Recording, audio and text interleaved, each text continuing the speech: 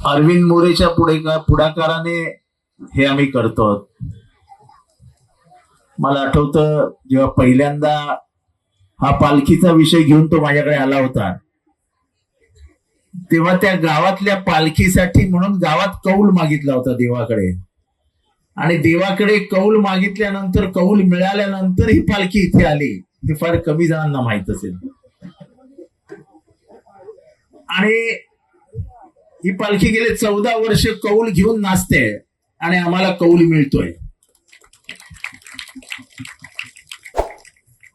या विधानसभेच्या निवडणुकीत देखील तुम्ही आम्हाला कौल दिलात.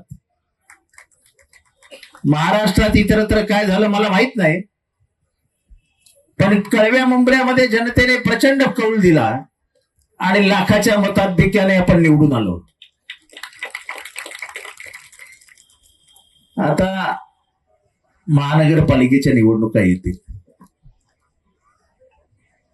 केलेल्या कामाचा हिशोब देता तुम्हाला मला एवढंच सांगायचं आहे की महानगरपालिकेत देखील आम्हाला कौल हवा आहे. आम्ही काम करणारी माणसं आहोत, आम्ही पक्ष बदलणारी माणसं नाही. जिथे सरशी तिथे पारशी, जिथे बोजा उदर सोजा हा स्वभाव आमचा नाही. जिथे आहोत तिथे प्रामाणिकपणाने आहोत. सत्ता आहे नाही याची आम्हाला चिंता नाही, पण सत्ता आहे म्हणून त्याच्याकडे जाऊ अशातला आमचा स्वभाव पण नाही. एकाला बाप म्हटला तर त्या बापाबरोबर आयुष्य काढण्याची आमची सवय आहे. आणि म्हणून कुठल्याही अवघड प्रसंगाला न घाबरता हा तुमचा आमदार कायम शरद पवारांबरोबर राहिला आणि जोपर्यंत जीवात जीव आहे तोपर्यंत शरद पवारांबरोबरच राहील. हा लोकांना आवडतं. लोकांना गद्दारी आवडत नाही. ज्या बापाने हाताला बोटाला हात धरून हाताला बोट धरून मोठं केलं त्या बापाच्या हाताला झटका मारलेल्या लोकांना कधीही आवडत नाही. त्याच्यामुळे बदललेल्या परिस्थितीचं राजकारण बघता परिस्थिती बदलते. आपल्या सत्तेच्या माध्यमातून आपण लोकांना खुश ठेवू शकत नाही हे बघून आता नवीन नवीन विषय काढले जातात.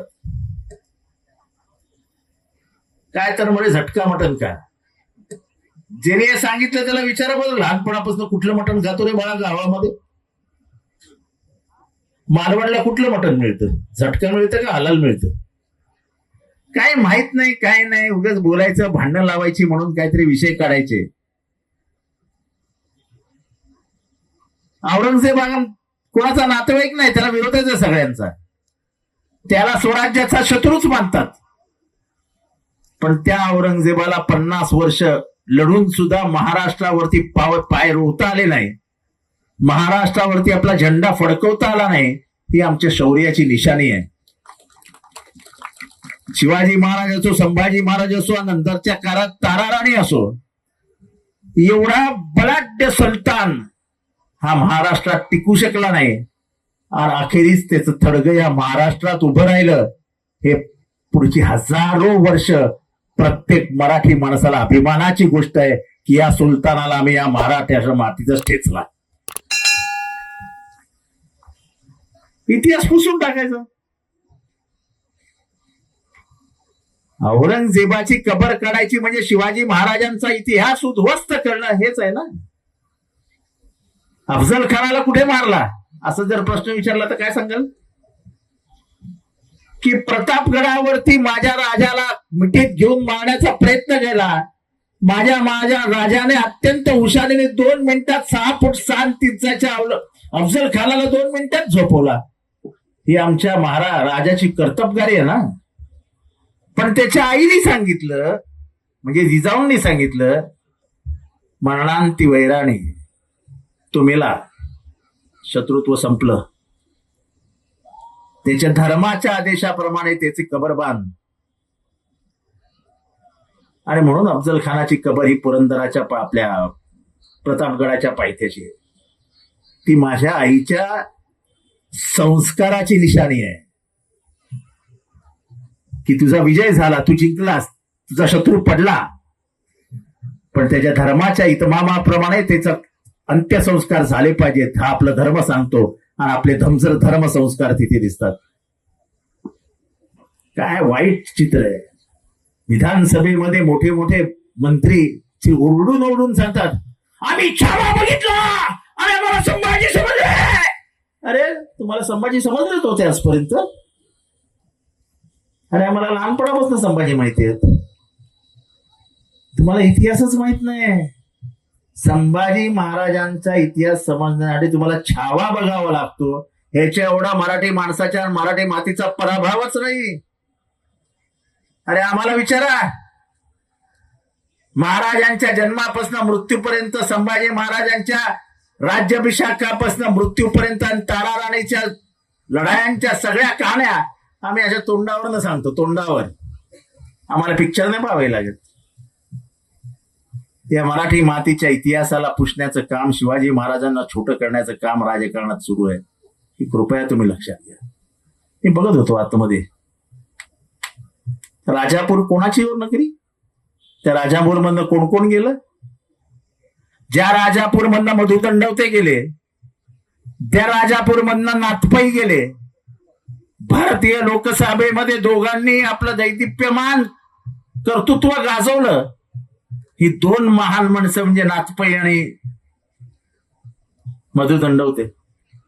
आज त्या राजापूरमध्ये दंगली होतात. सगळा कोकण अस्वस्थ करता तुम्ही. कोकणामध्ये कधी दंगली झालेल्या ऐकल्यात का? कोणी आहे इथे सांगणार आम्हाला की कोकणात दंगली झाल्या? तुम्हाला काहीही करायचं नाही, कामं करायची नाहीत, लोकांना सुखाने जगू द्यायचे नाहीत, नोकऱ्या द्यायच्या नाहीत, त्यांच्या खिशामध्ये पैसे जाऊ द्यायचे नाहीत, त्यांच्या शेतीमालाला भाव मिळत नाही, नोकऱ्या मिळत नाहीत, नोकऱ्या जात आहेत, लोकांची आर्थिक स्थिती खराब होते आणि याच्यापासून लपवण्यासाठी एकच त्यांच्याकडे साधन आहे, ते म्हणजे औरंगजेब. आणि म्हणून मी त्यांना उत्तर दिलं, पहिले जेब देखो बाद में औरंगजेब. अरे आमच्या खिशात पैसे नाहीत त्याचं बघा काहीतरी. गेला औरंगजेब, 350 वर्षापूर्वीच गेला. काय कबर खणायची ती खणा आणि घेऊन जा औरंगजेबाला तुमच्या घरी. आमच्या बापाचं काही जात नाही. पण आमच्या महाराजाचा इतिहास आम्ही छोटा करू देणार नाही, हा शब्द आपल्याला द्यावा लागेल. आणि म्हणून ही संस्कृती जेव्हा आपण टिकवतो, या संस्कृती आणि हे संस्कार हे सगळे परंपरेचे भाग आहेत. या परंपरा टिकल्या पाहिजेत. आणि या परंपरा केव्हा टिकतात? जेव्हा माणसाची मनं मिळतात. तिथे माहिती आहे कोण कुठल्या जातीचं आहे, कोण कुणबी आहे, कोण मराठा आहे, कोण भंडारी आहे, ओळखू शकतो आपण. ही आपली ओळख, ही मराठी माणसाची ओळख आहे, ही मराठी मातीची ओळख आहे. मराठी मातीच्या स्पर्श ज्याने आपल्या कपाळाला केला तो आयुष्यात कधीच मागे वळून बघत नाही. ही या मराठी मातीची ओळख आहे. मी मुंबईला नेहमी महान का मानतो? तर इथे ज्यांनी पाय लावला तो कुठल्या प्रांतात आला हे कधी मुंबईने बघितलं नाही. पण तो उपाशी झोपणार नाही याची सोय मात्र मुंबईने कायम केली. आणि ही परंपरा टिकवायची असेल तर हे हलाल, झटका, फटका, टुटका हे अशी जे छोट्या मनाची, छोट्या विचारांची माणसं फिरतायत ना, यांना बाजूला करा. कोकण कधीच छोट्या मनाचा नाही. शेवटी आम्ही भाषणांमध्ये नेहमी म्हणतो की 2च राजे जन्मले या पुण्यभूमीवर, एक तो चौदार तळ्यावर, एक तो रायगडावर. ही कोकणाची ओळख आहे, ती कायम टिकवा एवढंच या ठिकाणी बोलतो. ही परंपरा कायम राहील. आम्हाला देवीने हेच दिलं, कौलच देते, आम्हाला देते कौल. आम्हाला विधानसभेला दिला आणि 100% सांगतो की महानगरपालिकेला सुद्धा देवी आम्हालाच कौल देणार आहे. काय शंका नाही माझ्या मनात. कुठल्याही लढायला आम्ही तयार आहोत. काय समोर पैसा वापरला जाईल, अजून काय वापरला जाईल? लढण्याचे सगळे शस्त्र आम्ही देखील त्याच्यात पारंगत आहोत.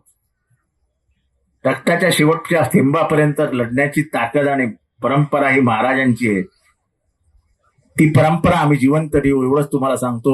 तुमचे आशीर्वाद, तुम्ही जो आशीर्वाद माझ्या कायम मागे ठेवलाय तो आम्हा सगळ्यांच्या मागे ठेवा एवढंच या ठिकाणी बोलतो. अरविंदचं परत एकदा मनापासून अभिनंदन करतो की कोकणातला हा पोरगा सगळ्या कोकणवासियांना एकत्र करण्यासाठी म्हणून धडपडत असतो आणि त्याच्या या कार्यक्रमाला नेहमी यश येत असतं. असंच यश त्याला देव देत राहो. एवढंच या ठिकाणी बोलतो. रजा घेतो. जय हिंद, जय महाराष्ट्र.